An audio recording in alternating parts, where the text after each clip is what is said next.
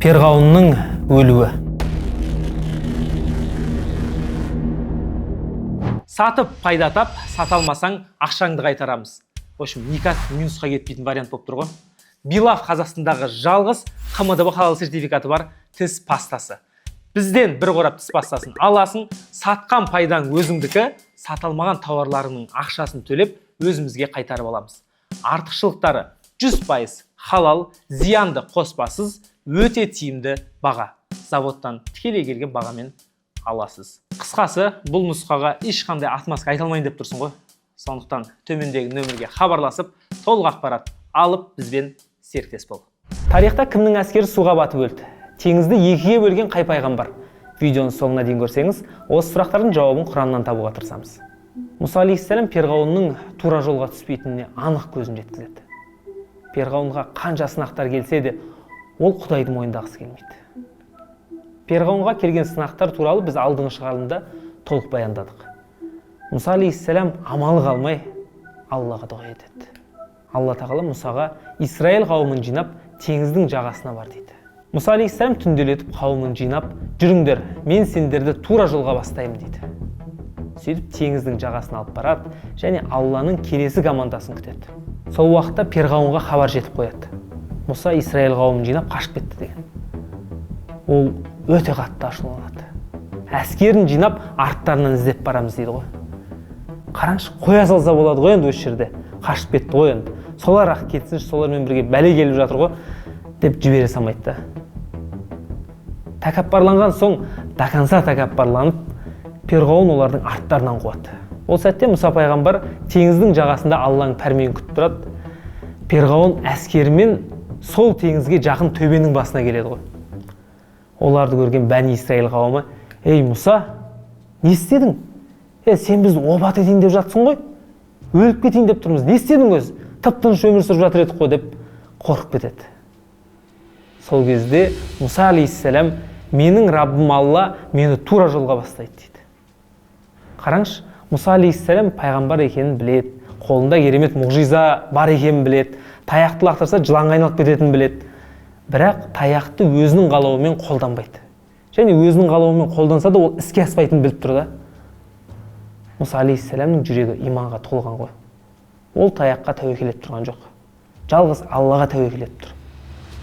Алла өзіне тәуекел еткен құлдарын жалғыз қалдырмайды. Мұсаға таяғыңмен теңізді ұр деп Алла команда береді. Мұса алейхиссаламның теңізді ұрғаны сол еді, теңіз қақ айырыла бастайды. Бұл Алланың керемет мұғжизасы ғой. Теңіздің асты сулы, топырақ, теңіз ашылған кезде енді батпақ болып тұру керек қой. Бірақ Құранда Алла теңізді ашып берді және топырағы да құрғақ болып шықты деп келеді. Сөйтіп Мұса өзінің қауымын бастап теңіздің қақ ортасымен өте бастайды.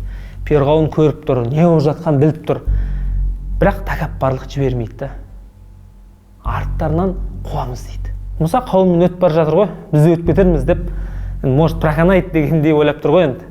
Сөйтіп арттарынан қуалайды. Мұса алейхиссаламның қауымы теңіздің ортасына келгенде перғауын теңізге кіре бастайды. Мұсаның қауымының соңғы адамы теңізден шыққан кезде перғауынның әскерінің соңғы адамы теңізге кіре бастайды. То есть Мұса қауымымен теңізден шықты, перғауынның әскері толығымен теңіздің ішіне кірді. Сол сәтте Алла теңізді жаба салады. Перғауын әскерімен теңіздің ішінде қалады. Қараңыздаршы бауырлар, Алла тағала Мұса алейхиссаламға перғауынға ескерт, тура жолға шақыр деп жіберген уақыттан теңіз жабылғанға дейінгі уақыттың арасы 40 жыл.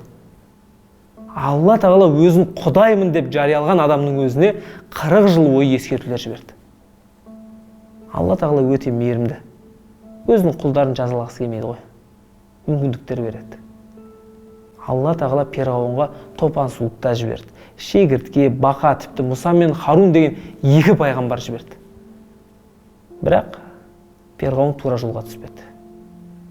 Теңізге батып жатқан перғауынның енді қайтар жолы жоқ. Тәкаппарланатын мүмкіндік жоқ. Алла сақтамаса, ешкім сақтамайтынын түсініп, Аллаға иман келтіргісі келеді ғой. Сөйтіп, мен Мұсаның Раббысын мойындадым деп айтады. Сонда Алла енді ма дейді. Перғауын, енді ма? 40 жыл бойы қайда болдың? Қанша ескерту берілді? Дегендей тіл қатады. Алла тағала жағаға шыққан Исраил қауымына әдейі Перғауынның және оның әскерінің батып жатқанын көрсетіп қояды. Себебі қанша жыл Перғауыннан, оның әскерінен азап шекті, зардап көрді. Олардың да азапталғанын көздері көріп рахаттансын дейді. Құранда Алла тағала бүгін сенің денеңді артыңдағыларға үлгі болу үшін сақтап қоямыз дейді. Бұл оқиғадан қанша ғасыр өтсе де Перғауынның денесі әлі күнге дейін сақтаулы. Оның денесін теңізде, жерде қабылдамай қояды. Дәл қазір Каирдің, Англияның мұражайларында бірнеше перғауындардың денесі сақталған. Перғауын деген президент деген сияқты лауазым ғой. Сондай перғауындардың бірнеше денесі мұражайларда сақталған. Соның бірі суға батқан перғауын болса керек. Перғауынға келген алғашқы ескертумен суға батуының арасында 40 жыл уақыт өтті. Біреуде ол уақыт 10 жыл, біреуде 5 жыл. Қысқасы ескерту мен жазаның арасы қанша уақыт екені белгісіз. Сондықтан Алладан ескерту келгенде бірден ескеруге тырысайық. Бұл видеоны репост жасап, басқаларға ескерту ретінде жіберіп қойыңыз. Себебі ескерту мүміндерге пайда береді.